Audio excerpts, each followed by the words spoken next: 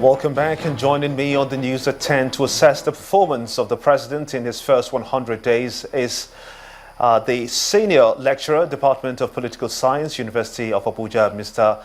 Mutiyola-Olazupo. I want to thank you so much indeed for coming on the news at 10. Tell us what your candid assessment is of Mr. President's first 100 days in office. As a matter of fact, let me start by making abundantly clear that 100 days in office cannot provide us with a critical and comprehensive assessment of a government that has a mandate of 4 years. Given a microscopic evaluation of Buhari's administration in the last 100 days, what I can see is inscrutability in governance.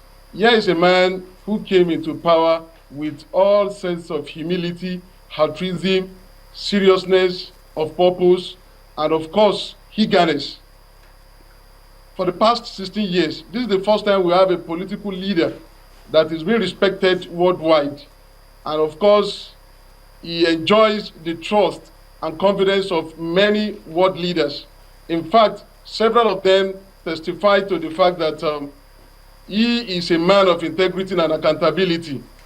As a matter of fact, he makes sure that he convinces them with his moral uprightness.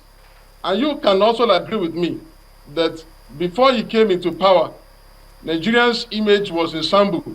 Many Nigerians outside Nigeria were treated with all sorts of degradation, subjugation, humiliation, even xenophobic attack within African continent, where Nigeria was sway. But now, Nigeria is no longer treated with disdain in other parts of the world. So it is a good omen for Mr. President to start with such a very moral uprightness. And if he can improve on that, it will go a long way to assist us. And when you look at the indices that are making a lot of progress in the administration of President Muhammadu Buhari, the very first one that we need to talk about is the renewed vigor in the war against Boko Haram. You could see that the dexterity, sophistication, and fluidity of terrorist group called Boko Haram has become so worrisome in Nigeria before his administration. But when he came in, he quickly carried out the overhaul of the dysfunctional topmost hierarchy of the Nigerian military. He brought in new service chiefs that are very combative, committed to the duty, and dedicated. Not only that, he went ahead to move the Nigerian Military Command Center to the heart of the war in Maiduguri. And also, he boosted the morale and confidence of Nigerian troops. So they are now more dedicated to fight Boko Haram. My apologies. My apologies. Boko Haram is no longer invisible. My apologies. Permit me to just ask you very quickly, what are your expectations in the coming days with respect to what the president has achieved so far? The Chibok girls, for example. What are your thoughts along those lines? I'm expecting the Mr. President in the next 100 days in office to ensure that this effort to cross out Boko Haram in Nigeria is achieved.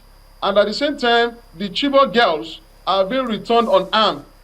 And again, the Mr. President should also do a lot of work in making sure that the economic blueprint of the country is being revealed. It is through this we will now drag the country, we transform the society from a pariah nation to a developed and harmonious society. And we can only do this when we have a very sustainable economic blueprint. And again, the president should also fast-track effort in appointing his cabinet and make sure that he appoints people of high integrity who will assist him in part of the kingdom of the country. And again, I'm afraid I will have to come in there at this point. To Mr. President, Mutiyola-Olazupo, I want to thank you so much indeed. I do apologize for the reasons of time. We should not be able to continue the discussions with you. We do appreciate your time and your thoughts. We've been speaking to a senior lecturer from the Department of Political Science, University of Abuja, Mr. Mutiyola-Olazupo. Indigents.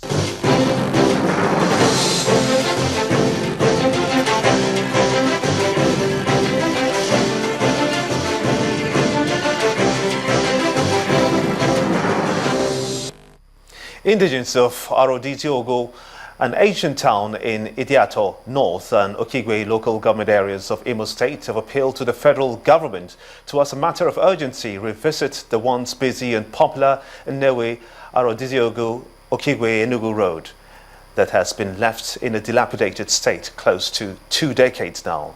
Indigents of the area said that the total collapse of the road has brought total economic hardship and poverty to over 20 communities, as the agrarian community now finds it difficult to transport their produce to neighboring markets. Our correspondent reports that the road and the plight of the people is paramount in their minds. Now you're talking.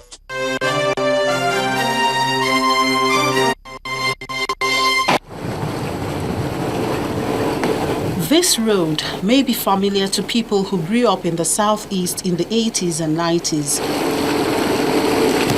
The popular and ever-busy Delisting.Idowu Road in Imo State used to serve as a connecting road to all the southeast and south-south states. You're coming from Ebonyi State. You come through this road. Even going to Lagos from Ogu is faster through here. Umuahia, all those hinterland. Even Akwa Ibom, those coming from Arochukwu side, they pass through here. If you were to build the second Niger bridge, this is the road that would discharge it. The 74-kilometer road has been abandoned for years. It's now seen as a death trap to those still brave enough to pass this route.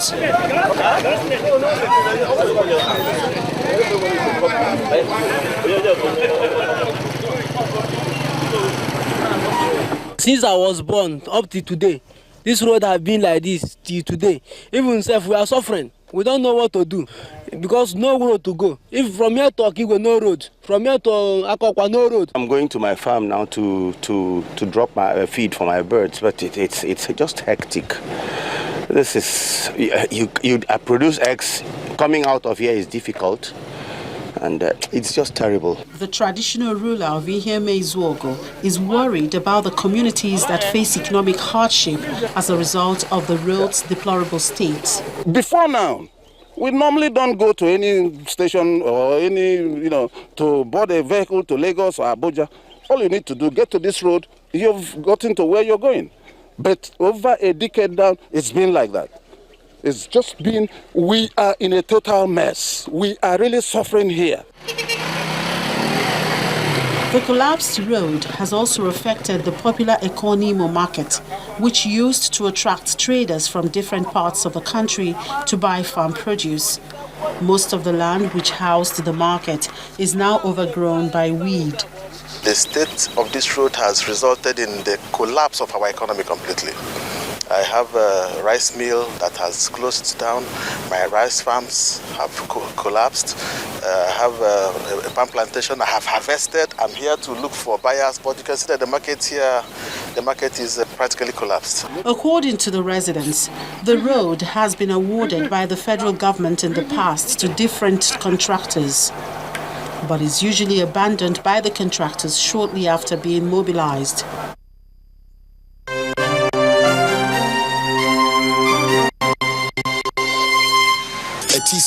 Now you're talking. JP Morgan Chase has concluded plans to remove Nigeria from its government bond index by the end of October. The statement is coming after an earlier removal notice on the absence of currency controls leading to complicated transactions on the bond. According to JP Morgan, some bonds will be delisted by the end of September, while the rest will be removed by the end of October. The index provider said that Nigeria would not be eligible for re-inclusion in the index for a minimum of 12 months. It adds that to get back in the reading, Nigeria would have to satisfy the consistent liquid currency criteria. And reacting to this, the Chief Executive Officer of Arinvest, Mr. Ike Chioke, who spoke with our news anchor, Charles Eruka, analysed this development and the implications for Nigeria's economy. We'll see more effects on this in the days to come because, as you say, the weighting of Nigeria in the JP Morgan index is 1.5%. That represents about $2.8 billion. One needs to determine how much of these portfolio investors have already exited the market or who still intend to exit. And if there's a disorderly process of exiting, then that's going to have much more adverse effects on the markets overall. Now, in what ways do you think the fiscal authorities or the government should react to this development? Well, I think JP Morgan's actions perhaps can be seen as a first official condemnation of the foreign investor view of the CBN's policy approach towards managing the Naira exchange rate to the dollar. This is somewhat unprecedented because there have been other countries that have been included in the index who have still managed to stay on despite having severity in terms of their external balance of payments or default in the main source of foreign exchange for them. I think for us, we're in a double kind of problem because we don't as yet have a finance minister in place who can articulate the fiscal policy directions for the government and how that can work with the CBN's monetary policy approach and hopefully mitigate some of the potential pitfalls that await us if the situation is not well managed. There's more on business news with Anne Nwaudo. She joins us shortly. You first. First Bank.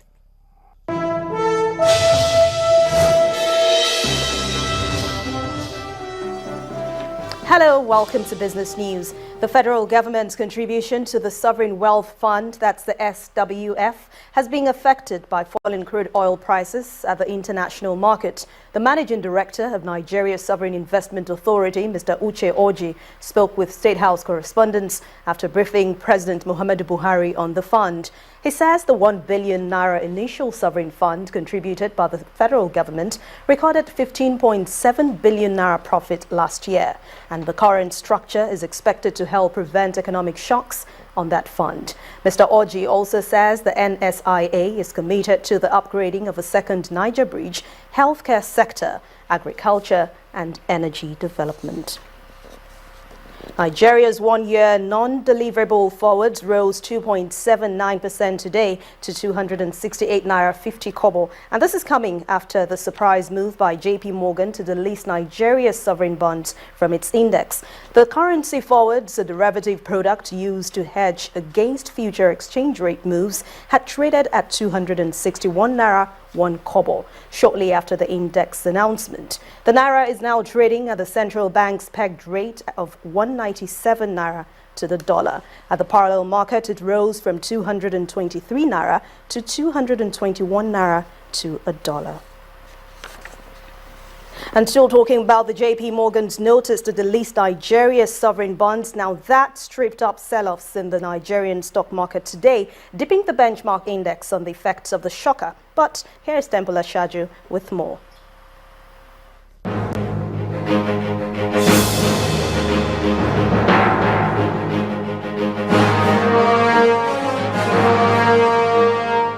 Hello and welcome to Stock Market Report.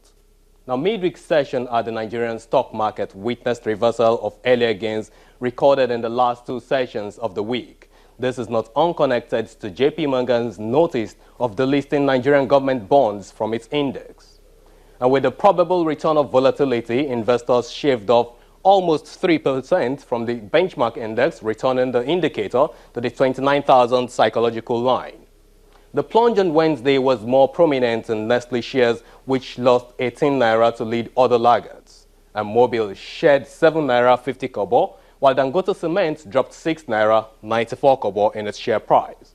And on the advances list, Guinness put up an impressive performance on the chart. The brewer added 6 naira 26 kobo to top the table, and it came ahead of Fitsin and NACO. On the activity chart, Diamond Bank topped with 141.3 million shares recorded. Zenith Bank raked in 95 million shares, while UBA pulled 42.8 million. In all, the total volume of shares traded stood at 459.4 million units, valued at 4.2 billion naira, and all this took place in 3,396 deals. And that's it on the Stock Market Report. I'm Temple Ashaju. Thanks a lot, Temple. While major equities around the globe today closed in the positive territory, except, of course, for U.S. markets, which ended negative.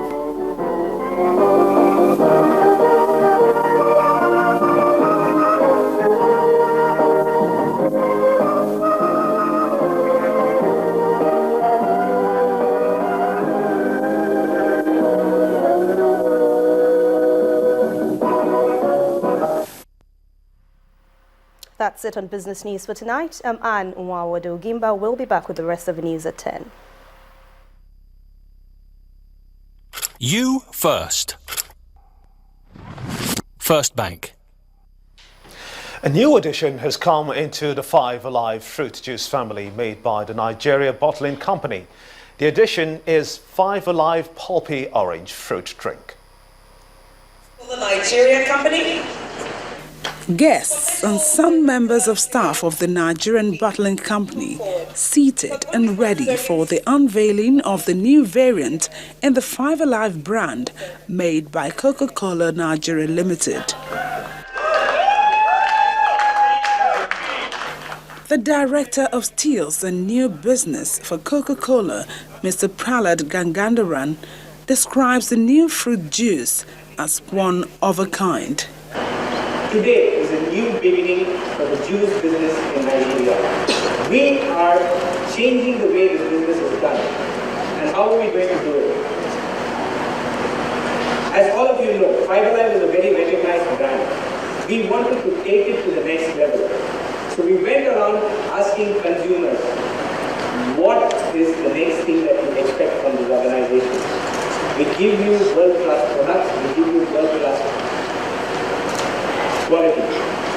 We also want to start a new era by giving you world-class innovation.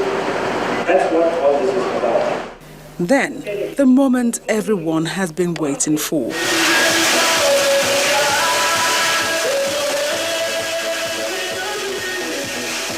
Before now, we had in Tetra, 1 liter, we have Five Alive in 5 flavors. We have Five Alive Orange, we have Five Alive Pineapple, we have Five Alive Berry Blast, we have Five Alive Citrus Boss, and we have Five Alive Apple.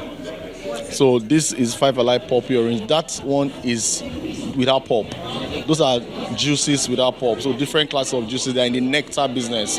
So they are not juice, they are in the nectar business. But this is juice drink with pulp made with real orange concentrate sourced out of Nigeria. For the customer is 1,450 for a case of 12 pack. For the consumer, it is 1,800, which means each bottle is 150 naira. That's the price to the consumer. Five Alive Pulpy Orange Fruit Drink comes in 40 cl PET bottle, and the management of Coca-Cola Nigeria Limited says the company will continue to introduce innovative products for its teeming customers and consumers. Yomi Otaibe reporting for Channels Television News. Still ahead on the news at 10, Nigeria outclass arch rivals Ghana 2-0 to kickstart their campaign at the 2015 Africa Games in Congo-Brazzaville. That's on Sports News. Stay with us.